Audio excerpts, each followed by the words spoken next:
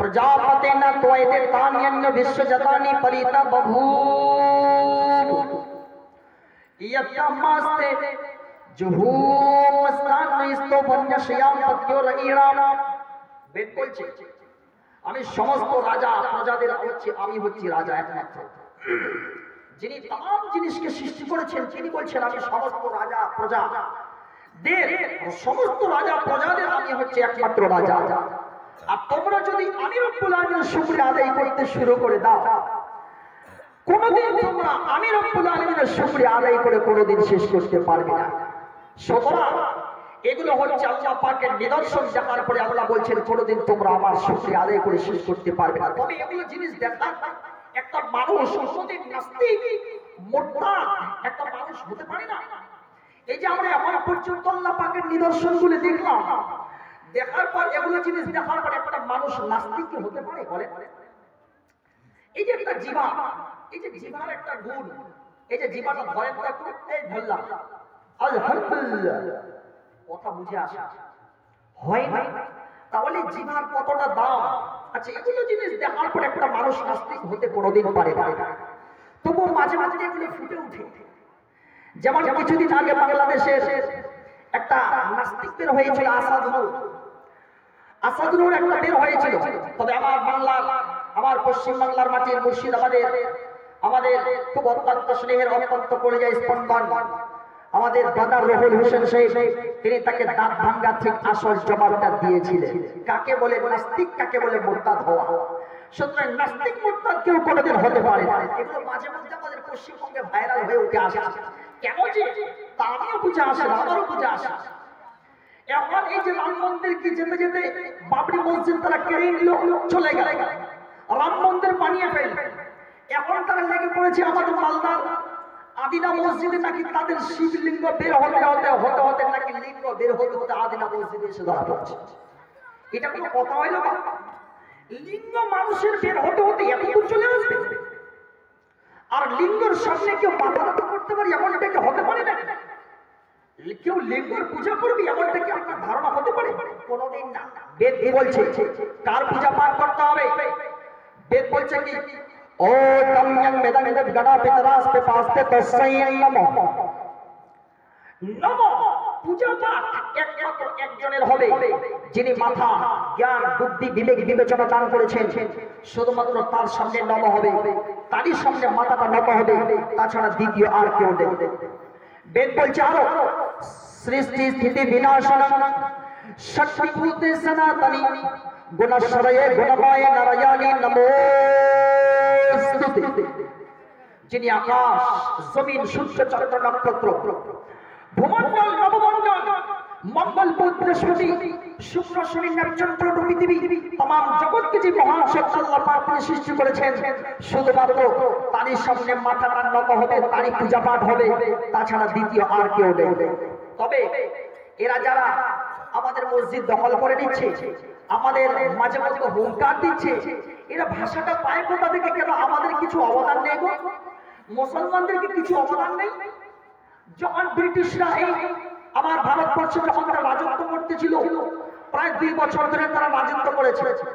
2 বছর ধরে রাজত্ব করার পর আমার এই ভারতবর্ষের আলেম ওলামায়ে কেরামরা তাদের বিরোধিতা করতে আরম্ভ করলো।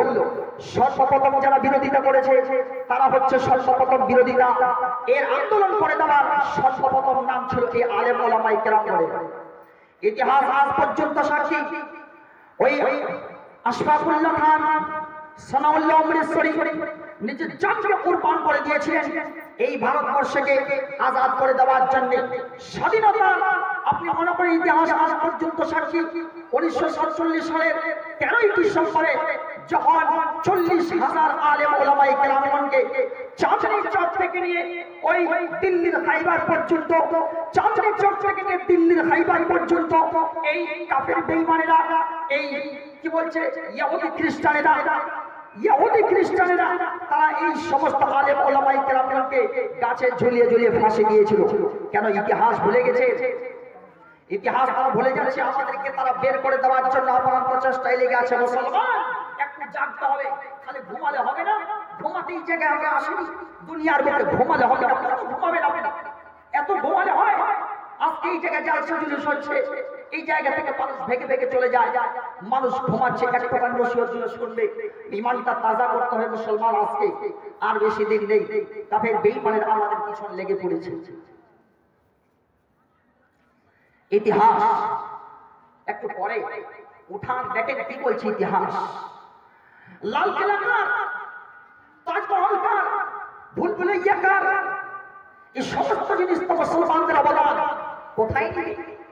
আমরা ক্রিকেট থেকে নিয়ে, ফিল্ম স্টোরি থেকে নিয়ে, আরো টেনিস খেলা থেকে নিয়ে সমস্ত জায়গায় মুসলমানদের অবদান আছে। কোথাও আমরা বাদ দিই যে এই জায়গায় মুসলমান কিছু দিতে পারে না। ক্রিকেট খেলবে, ক্রিকেট খেলার জন্য দিয়েছি, আজহারউদ্দিনকে দিয়েছিলাম, মোহাম্মদ কাইফকে দিয়েছিলাম, ইরফান পাঠান, ইউসুফ পাঠান, মোহাম্মদ শামী, সরফরাজ খান, আরো রেডি করাচ্ছি, মুশির খান, বাংলার আর একজন কি বলছে, আমার ভারতের আর একজন ফাস্ট বোলার। ভারতবর্ষে আজ পর্যন্ত এত সুন্দর ফাস্ট বল করতে পারেনি, নাম তার হচ্ছে ওমরান মালিক। কিন্তু মুসলমান আমরা দিয়েছি, এত কিছু জিনিস দিয়েছি, তারপরে তারা ইতিহাস মনে রাখতে পারে না। আমাদের সমস্ত জিনিসগুলো আস্তে আস্তে করে দখল করে নিতে চাচ্ছে। না বাবা, মুসলমানের অনেক অবদান আছে।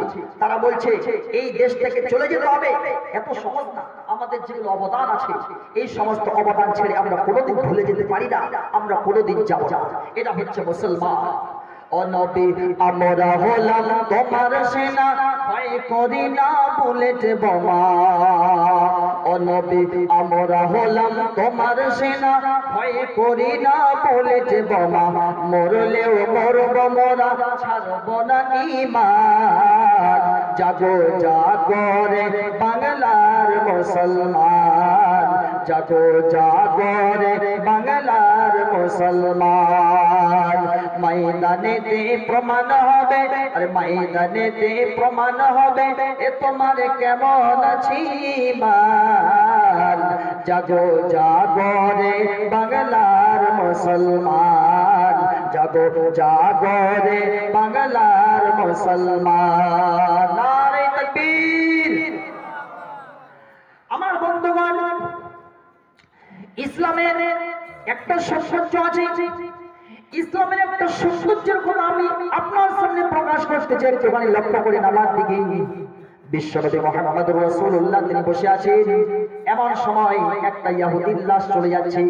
এই ইহুদির লাশখানে দেখে আল্লাহর নবী, দয়ার নবী তিনি দাঁড়ায় গেলেন। সাহাবায়ে কেরাম বলেন, ইয়া রাসূলুল্লাহ, ইন্নাহা জিনাজাতু ইহুদি, এটা তো হচ্ছে ইহুদির লাশ। ইহুদির লাশ দেখে আপনি কেন দাঁড়ায় গেলেন? আল্লাহর নবী তিনি বলেন, قال اذا رايتم الجنازه فقولوا, তোমরা যখন কোনো জানাজা দেখে নিবে সঙ্গে সঙ্গে তোমরা দাঁড়ায় যাবে। কেন? সেটা কি মানুষ না? ওই মানুষটা ইহুদি হয়েছিল, কি হয়েছে? তার সম্মানার্থে আমি দাঁড়ায় গিয়েছি, এতে কোনো রকমের কোনো ডাউট নাই। এটা হচ্ছে মুসলমানদের, এটা হচ্ছে মুসলমানদের ইতিহাস, এটা হচ্ছে মুসলমানদের ভালোবাসা।